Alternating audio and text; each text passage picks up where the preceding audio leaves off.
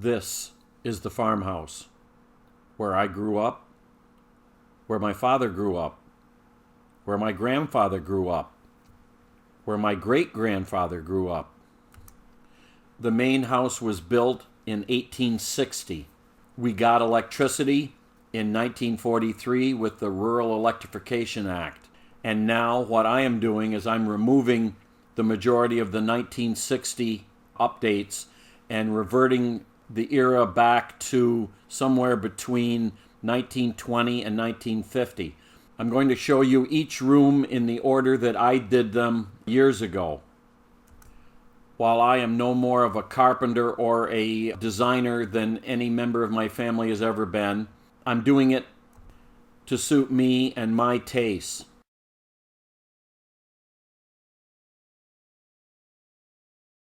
Okay, we're out in the barn. We're building the base for the Banquette. It's a cold May day in the rain, so we got our little diesel heater running. There's the base. And down there is going to be the top.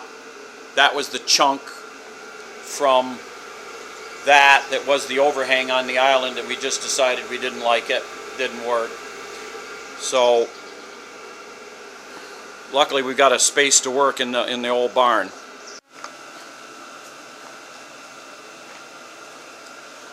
Got to put the last two braces in.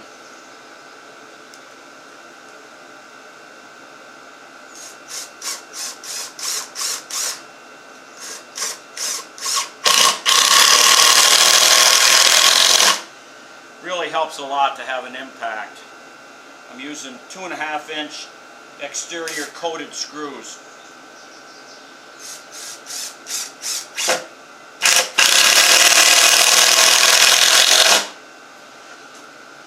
That's what they are.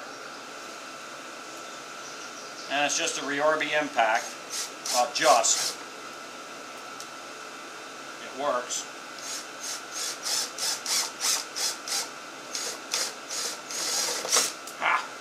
Dropped it.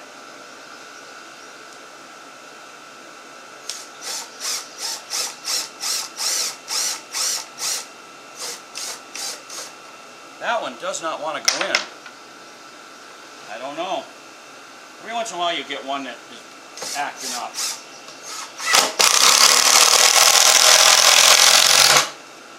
Well, I'll try it one more time after that. It goes in a circular file. Maybe it was operator error.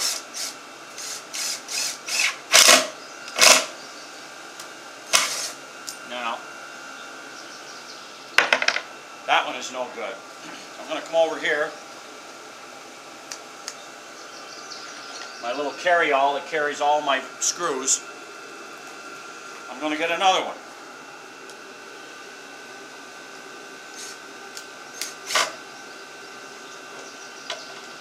I want to go in the same hole that I was in.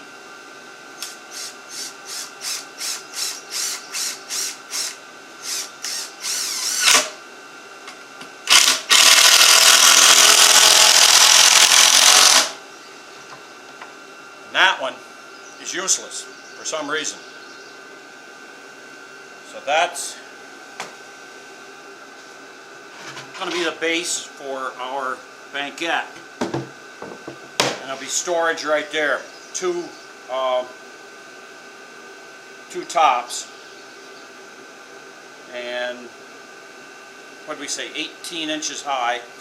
No, 16 inches high, because you got to add 3 inches of cushion and then it compresses. So that's what we're going to do. Okay, there's going to be a change to the base of the Banquette. We had initially planned on having it like that, except that from here to the top is only going to be 12.25 inches. She wants way more storage. So by flipping it over like this, we add 3.5 inches to that 12.25. That's now 15.75 inches. And it went back and forth as to whether we have one seat or two seats. She tells me that I want 2 seats. So, if we're going to break it in the middle, we can't have these braces. So these braces have got to come out, and the one's got to go in the center. That's what she tells me. So, those screws that I worked so hard for to get in, have got to come out.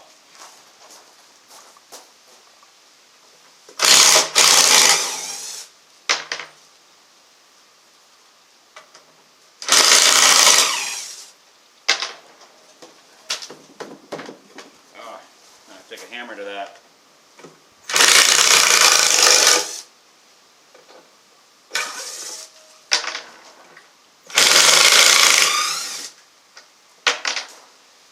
I see a lot of people using screw guns for this, but an impact works so much better.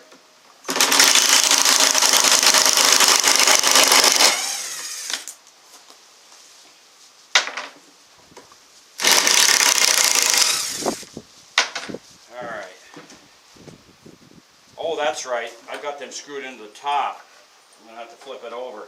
Forgot about that. Yeah. It's been a couple weeks since we started this. We're working on the tabletop, which is going to be in another chapter. So let's get this flipped over and get it the way she wants it. So now that we've got the spacers out, this is 56.5. Half of that is 28.25. So 28.25 be about right there. And 28.25. Yeah, that's pretty close.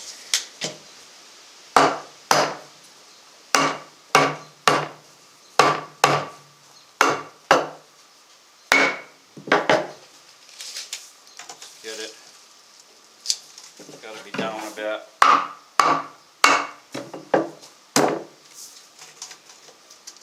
$28.25.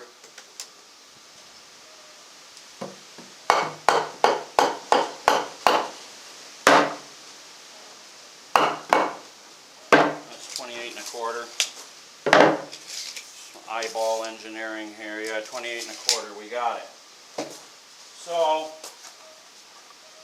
assuming we don't have problems with the screws like we did last time, we can put this in.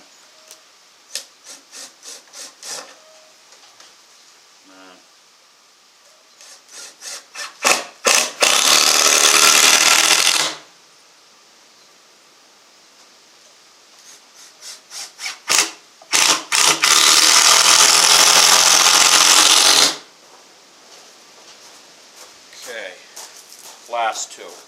Well, there's one on top.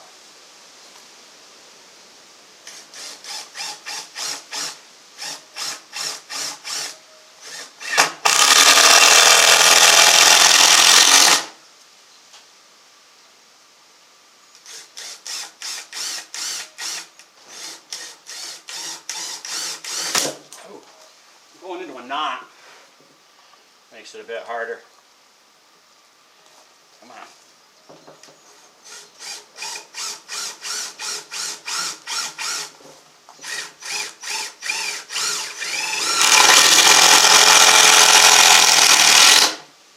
Those knots are hard. Alrighty. So then, I'll flip this over.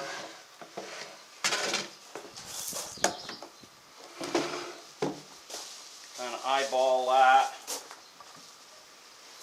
Yeah, somewhere in there, just to hold it down. There we go. So that's ready. Flip that over. That's how the base is going to be. You're going to have to put some sliders under it. Protect that new floor that you saw a couple chapters ago.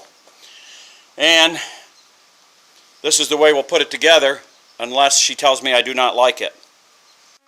Here we have the stack of the vertical supports. They're 11 1/4 inches. And then over here I've got the Craig pocket screw set up. Because what I intend to do is pretty much like that, pocket screw them in, and on top pocket screw in the horizontals.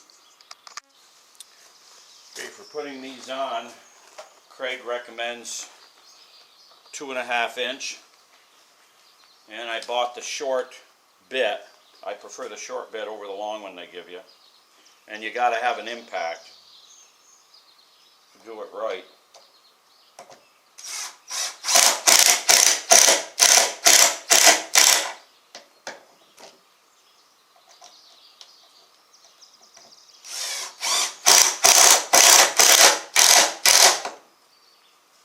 There we go. And I just got to do 5 more. And with a little work, we got the base of the Banquette done.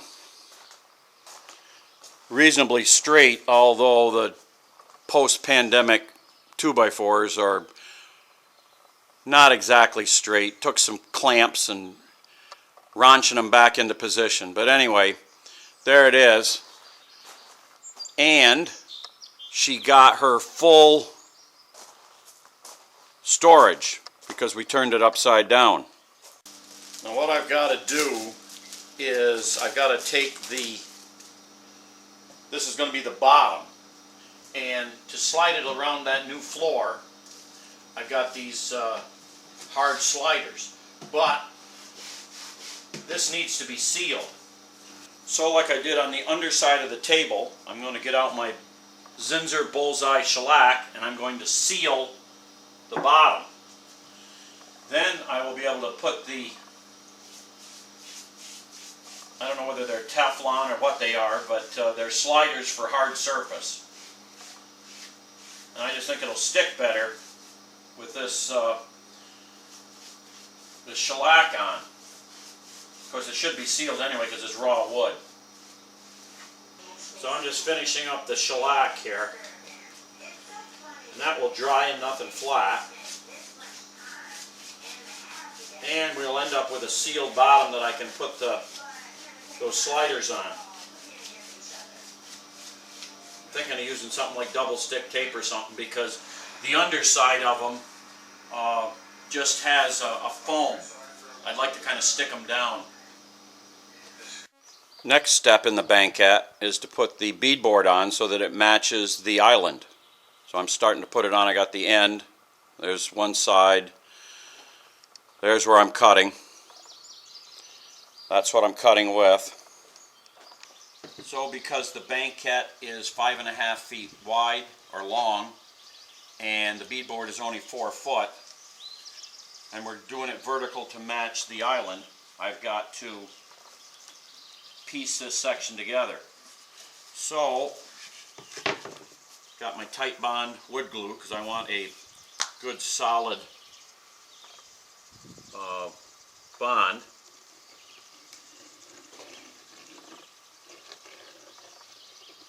There we go. And then get some headphones.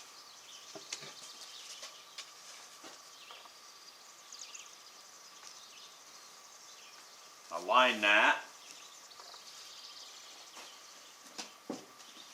Pass load 16 gauge nailer, 1.25 nails. Fire into the bead so that it hides it.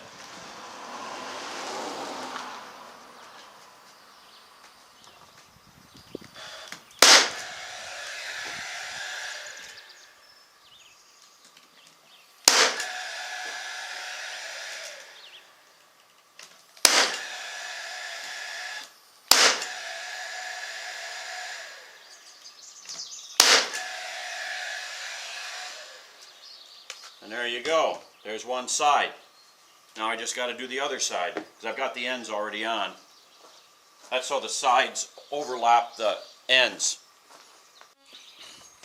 What I'm using for corner trim is this 3/4 by 3/4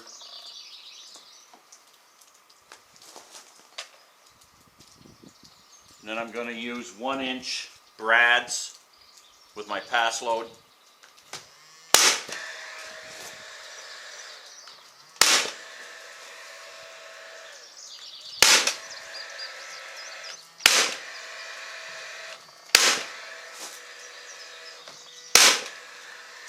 I've just got to do the other 3 corners. Then I got to put the base trim on. For the bottom trim, this is what I'm using. It's that profile. Again, using the pass load with the 18 gauge 1-inch long brads.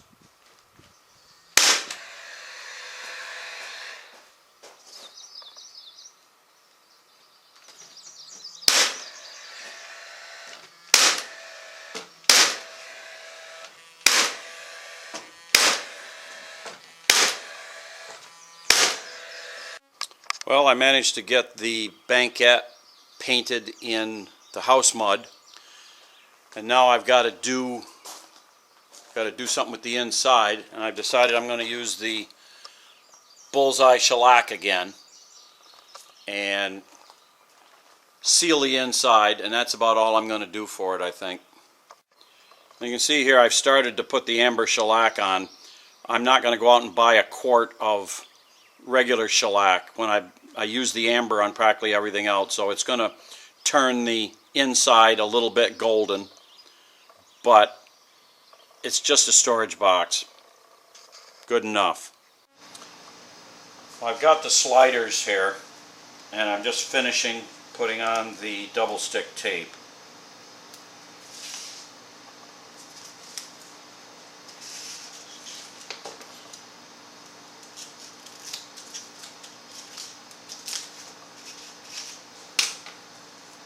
I had these initially under the island before we did all the updates, so that's why they're a little beat. Alright, there's my roll of double stick tape, and I keep it in a Ziploc bag, keep the air from getting to it. Now the bottom of the Banquette is sealed with that amber shellac, so I've got a pretty decent surface, I would assume. So I'm planning on doing something like that, and in the middle and down at the far end. Will it work? Well, we'll see. Don't assume I know what I'm doing.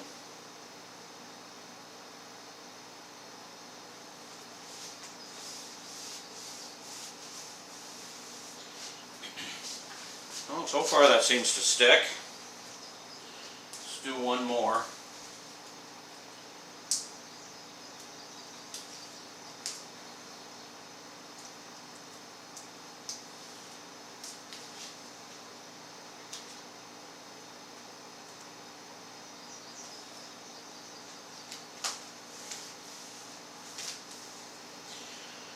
Okay. I'll do the center, I'll do the other side. Be back in a minute. And there we go. A few minutes work and they're on. So then, all I gotta do is pick this mess up.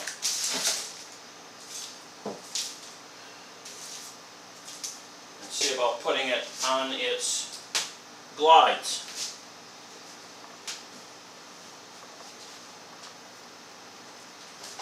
There.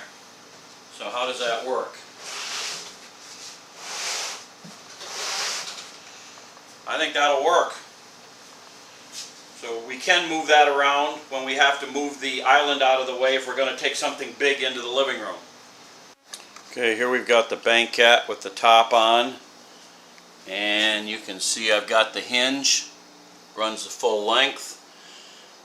And the inside of the top is primed, and now I'm putting on the Valspar linen napkin, which is where we painted the inside of the blue cabinets. That's those, with this slightly yellow linen napkin. At this point, I've got the top of the banquette painted. I'm waiting for the supports to hold the cover up and my sister to do the cover, or the cushion. So at this point, this is roughly the layout that we've got.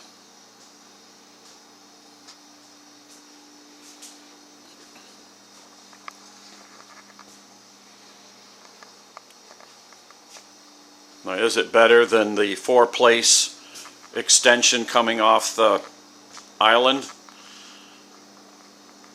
Don't know, since I never had a chance to actually put that together. But anyway, that's what we've got. That's what we'll live with. Well, because of the weight of the top, it took 4 of those spring supports, I guess that's what they're called, spring supports, to hold the top. 3 almost did it, but when you got down to about here, it would not hold it. If you're going to focus, there we go. Now,